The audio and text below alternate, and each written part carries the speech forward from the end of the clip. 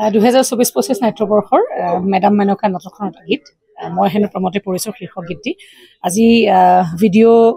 প্ৰমোশনাল যেটো ভিডিঅ' সেই ভিডিঅ'টো আপোনালোকৰ যোগেদি দৰ্শকৰ ওচৰলৈ লৈ অহা হৈছে আৰু গানটোৰ কথাখিনি বৰ সুন্দৰ সুৰটো বৰ মনোগ্ৰাহী হৈছে যাৰ কাৰণে গানটোৰ শুটিঙৰ প্ৰথম দিনাখনৰ পিছতে ইনষ্টাগ্ৰামত ট্ৰেন্ডিঙত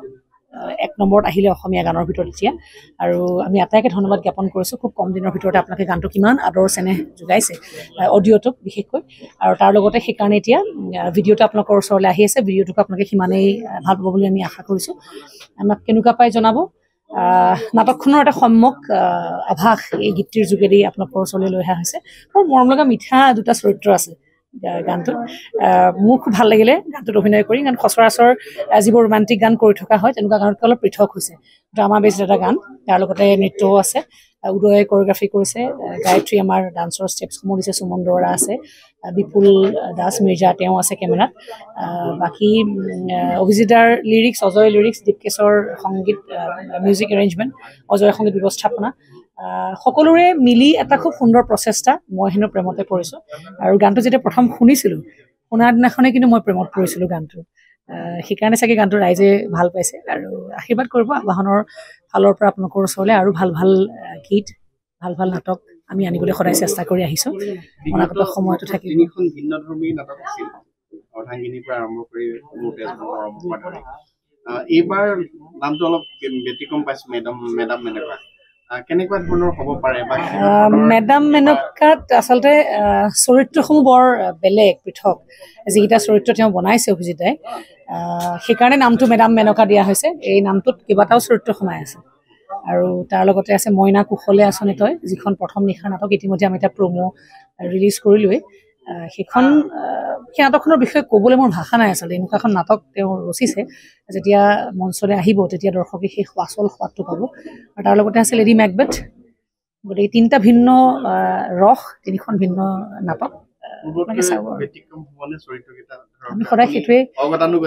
আমি সদায় সেইটোৱে চেষ্টা কৰি আহিছোঁ যাতে অলপ পৃথক ৰূপত দৰ্শকৰ ওচৰলৈ আমি লৈ আহিব পাৰোঁ গানসমূহ হওক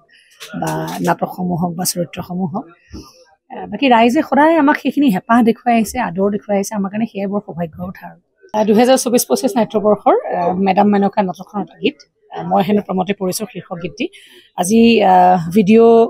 প্ৰমোশনাল যেটো ভিডিঅ' সেই ভিডিঅ'টো আপোনালোকৰ যোগেদি দৰ্শকৰ ওচৰলৈ লৈ অহা হৈছে আৰু গানটোৰ কথাখিনি বৰ সুন্দৰ সুৰটো বৰ মনোগ্ৰাহী হৈছে যাৰ কাৰণে গানটোৰ শুটিঙৰ প্ৰথম দিনাখনৰ পিছতে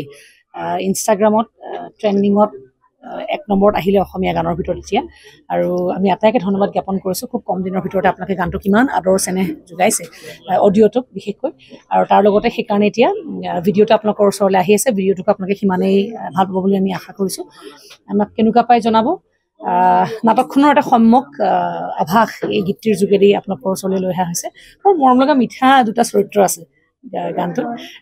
মোৰ খুব ভাল লাগিলে গানটোত অভিনয় কৰি গান সচৰাচৰ যিবোৰ ৰোমান্টিক গান কৰি থকা হয় তেনেকুৱা গানতকৈ অলপ পৃথক হৈছে ড্ৰামা বেছড এটা গান তাৰ লগতে নৃত্যও আছে উদয়ে কোৰিঅগ্ৰাফি কৰিছে গায়ত্ৰী আমাৰ ডান্সৰ ষ্টেপছসমূহ দিছে সুমন দৰা আছে বিপুল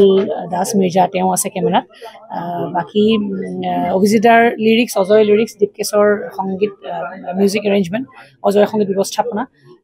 সকলোৰে মিলি এটা খুব সুন্দৰ প্ৰচেষ্টা মই হেনো প্ৰেমতে পৰিছো আৰু গানটো যেতিয়া প্ৰথম শুনিছিলো শুনাৰ দিনাখনে কিন্তু মই প্ৰেমত পৰিছিলো গানটো সেইকাৰণে চাগে গানটো ৰাইজে ভাল পাইছে আৰু আশীৰ্বাদ কৰিব আবাহনৰ ফালৰ পৰা আপোনালোকৰ ওচৰলৈ আৰু ভাল ভাল গীত ভাল ভাল নাটক আমি আনিবলৈ সদায় চেষ্টা কৰি আহিছো অনাগত সময়তো থাকিব তিনিখন ভিন্নধৰ্মী নাটক আছিল